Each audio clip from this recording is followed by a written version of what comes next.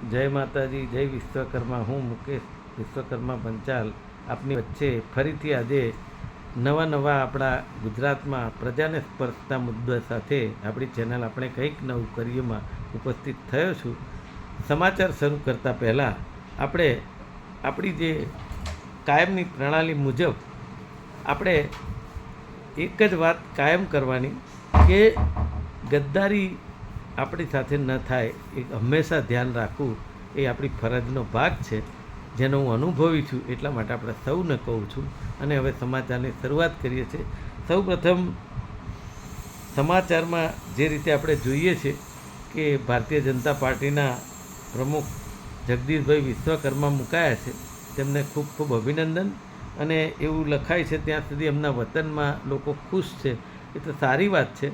પણ તેઓ ગુજરાતના મંત્રી હતા એટલે ખુશી તો હતી જ, પરંતુ હવે ગુજરાતની અંદર જે પડકારો છે પ્રજાના એને પહોંચી વળવામાં તેઓ સક્ષમ રહેશે એવું હું માનું છું. બીજી વાત એવી છે, ગુજરાતના મુખ્યમંત્રી એવું કહી રહ્યા છે કે જિલ્લામાં કાર્યક્રમ હોય તો સેવા મહેસૂલ વિભાગને જ સોંપાય છે. મહેસૂલ એવું ખાતું છે કે જો ફસાયા તો તેનાથી સરકાર અને અધિકારીઓ પણ ઘરે જાય. તો મારું એવું ગુજરાત સરકારને કહેવું છે કે ગુજરાતની અંદર જ કેટલાય બોગસ ખેડૂતો આજે આશરો લઈ રહ્યા છે ગુજરાતમાં, અને ખૂબ મોટી સંપત્તિઓ વસાવી દીધી છે, અને તે લોકો આજે માલેતુજાર થઈ અને સમાજમાં ફરતા હોય છે. જે બોગસ ખેડૂત બની અને અઢળક સંપત્તિ ભેગી કરી અને સરકાર સાથે ફ્રોડ કર્યો હોય એવું પણ આગામી દિવસોમાં સાબિત થઈ શકે છે. એના ઉપર પણ ધ્યાન આપવું ખૂબ જરૂરી છે એવું મારું ચોક્કસ કહેવું છે. બીજી વાત એવી છે કે જે આજે ફ્રોડ થઈ રહ્યા છે આપણા ગુજરાતની અંદર, એમાં વધુ એક SMVS સ્વામિનારાયણ ગાદી સંસ્થાના મુખ્ય કર્તા તરીકે ઓળખ આપી અને બોડકદેવના કેનેડા PR કરી આપવાનું કહી મહિલા સહિત 3 ઠગે 40 લાખ રૂપિયા ખંખેરી લીધા. આવા લોકોને પકડી અને ખરેખર સજા થવી જોઈએ, કારણ કે આવા લોકો બજારમાં ખૂબ ફરે છે અને જે કાયદો અને વ્યવસ્થાની જે લોકોને ડર નથી એ રીતે લોકો સાથે ઠગાઈ કરી રહ્યા છે, એવા લોકોને ખરેખર સજા આપવાની જરૂર છે. બીજી એક અગત્યની વાત એવી છે કે દિલ્હીથી મુંબઈ જતી માલગાડીના પૈડામાં પાઇપ ફસાઈ જતાં નુકસાન થયું. કારણ એવું છે કે સુરત રેલવે ટ્રેક ઉપર 40 કિલો અને 8 ફૂટનો લોખંડનો પાઇપ મૂકી અને ટ્રેન ઉઠલાવવાનો પ્રયાસ કર્યો છે. આવા ટીખળખોરો જે કોઈ હોય, કાવતરાખોરો, એને પકડી અને જબ્બે કરવા જોઈએ એવું સ્પષ્ટ કહેવું છે. દમણના ફાર્મમાં MD ડ્રગ્સ બનાવતી ફેક્ટરી પકડાઈ છે. 30 કરોડના મેફેડ્રોન સાથે એક પકડાયો છે.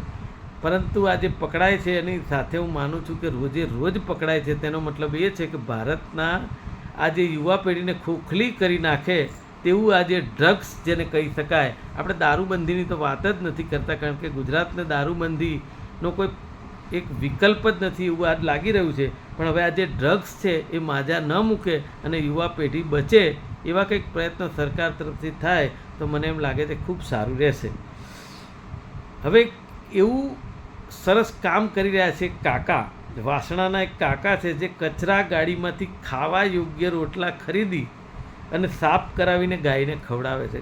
એ કાકાને આપણે ખૂબ ખૂબ અભિનંદન પાઠવીએ કે આટલા આધુનિક યુગની અંદર આટલો બધો હાઈફાઈ યુગ, અને એમાંય જો આ કાકા આવું કામ કરતા હોય તેમને અભિનંદન આપવા જોઈએ. એમાંથી કંઈક પ્રેરણા આપણે પણ લેવી જોઈએ. હવે ડિજિટલ એરેસ્ટની જે વાત છે એની અંદર ડિજિટલ એરેસ્ટની ગેંગ યુવતીએ, જે પીડાયેલી યુવતીએ કંબોડિયાના એક બંગલામાં 3 વિભાગ દરરોજ 6 લોકોને ફસાવવાનો ટાર્ગેટ, આવું એક ફસાયેલી દીકરી કહી રહી છે. ટાર્ગેટ જો પૂરો ન થાય તો એ લોકો કરંટ આપીને ટોર્ચર કરે છે. તો આજે આપણા લોકલાડીલા વડાપ્રધાન જેવું કહી રહ્યા છે કે વિશ્વ વિખ્યાત છે, તો આ જે દુબઈમાં જે રીતેનું કાર્ય થઈ રહ્યું છે અને એને ત્યાંથી કંબોડિયા લઈ જવામાં આવે છે, તો ત્યાં તપાસ કરી અને ન્યાય મળે, આપણી દીકરીઓ અને મહિલાઓનું શોષણ ન થાય તેવા પ્રયત્નો થવા જોઈએ. અગત્યની બીજી એક ફૂડની વાત છે કે સરકારે ટેક્સ ઘટાડ્યો પણ દુકાનદારો હજુ પણ વસૂલે છે અને ગ્રાહક સુરક્ષામાં ફરિયાદો પણ થાય છે. પણ હું એવું માનું છું કે આ પ્રજાવતી સરકારે આના ઉપર ખૂબ મોટું ધ્યાન આપવાની એટલા માટે જરૂર છે. હજુ પણ ઘી, બટર, ચીઝ ઉપર અને ટૂથપેસ્ટ ઉપર અને સાબુ ઉપર 12% અને 18% GST સાથે વેચાઈ રહ્યા છે. પ્રજાને સીધો કોઈ ફાયદો નથી થઈ રહ્યો. જીએસટી ઉત્સવ ભલે ભારતીય જનતા પાર્ટી મનાવતી હોય, પણ પ્રજા હજી પણ વંચિત છે એવું દેખાઈ રહ્યું છે. હોટલોની અંદર વસ્ત્રાપુર અમદાવાદની એક હોટલની અંદર એક ગ્રાહકે પનીર ચીલી મંગાવી, જે ચાઇનીઝ આઇટમ છે, જેને વેજીટેરિયન કહેવાય છે.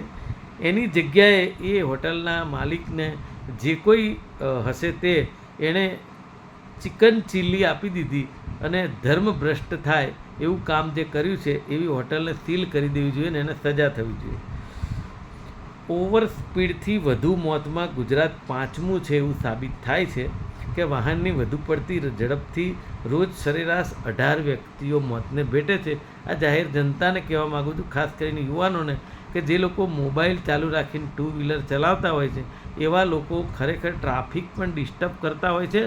પોતે તો કદાચ મોતના મુખમાં ધકેલાય, પણ એના હિસાબે કેટલાક બીજા લોકો પણ મોતના મુખમાં જાય એવું કાર્ય ન થવું જોઈએ. એટલા માટે યુવાનોને ખાસ સલાહ છે કે આ તરફ ન જવું જોઈએ.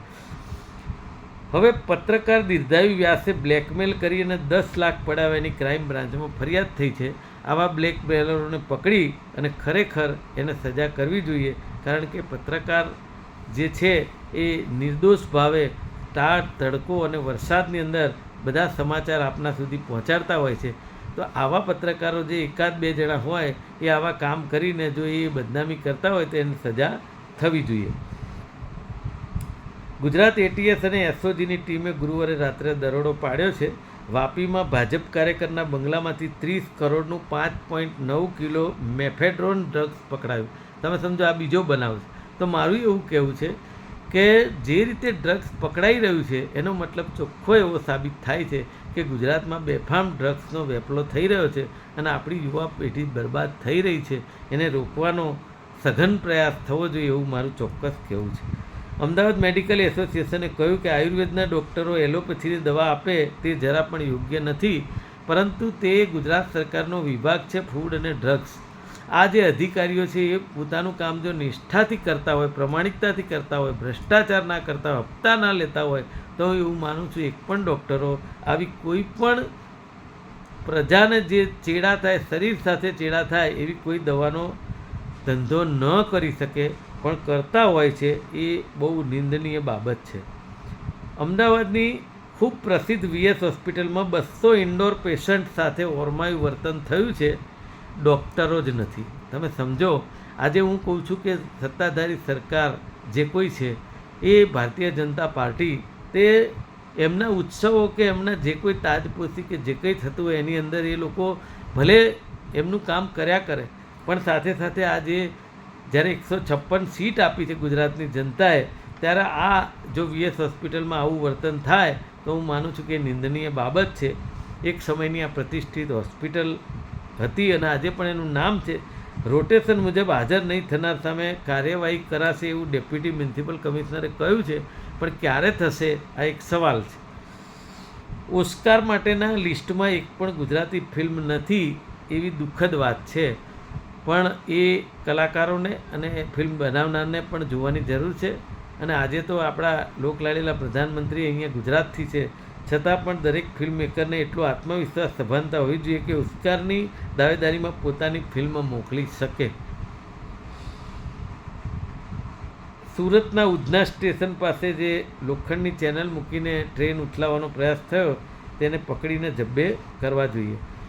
કહેવાનો મતલબ એવો છે કે ગુજરાતની અંદર આજે પ્રશ્નોની વણથંભી વણઝાર છે અને એ વણઝારની ગુજરાતની સરકાર અને મુખ્યમંત્રી અને એમના વિભાગો અને જુદા વિભાગના મંત્રીઓ હું માનું છું કે ખાવાનો પ્રયત્ન કરે તો વધારે સારું. દરેક વખતે જ્યારે હાઈકોર્ટ કોઈ સંજ્ઞાન કરે અથવા તો લાલ ગુમ થાય અથવા તો અધિકારીઓને ખખડાવે તો મને એમ થાય છે કે ન્યાયપાલિકાનું ક્યાં ન્યાય કરવાનું છે, છતાં પણ હાઈકોર્ટ દખલઅંદાજી કરી અને પ્રજાને ન્યાય અપાવવા કાયમ એ વાત કરતા હોય છે નામદાર કોર્ટ. તો એને પણ હું માનું છું ગુજરાત સરકાર બેધ્યાન નહીં કરે એવું માનું છું. અને આગામી દિવસોમાં આ કામો પ્રજાકીય થાય એવી આપણે ગુજરાત સરકારને પણ વિનંતી કરીએ છીએ. આજે સમાચારમાં બસ આટલું જ. હું મુકેશ વિશ્વકર્મા પંચાલ આપની વચ્ચેથી રજા લઉં છું. નમસ્કાર, જય હિન્દ.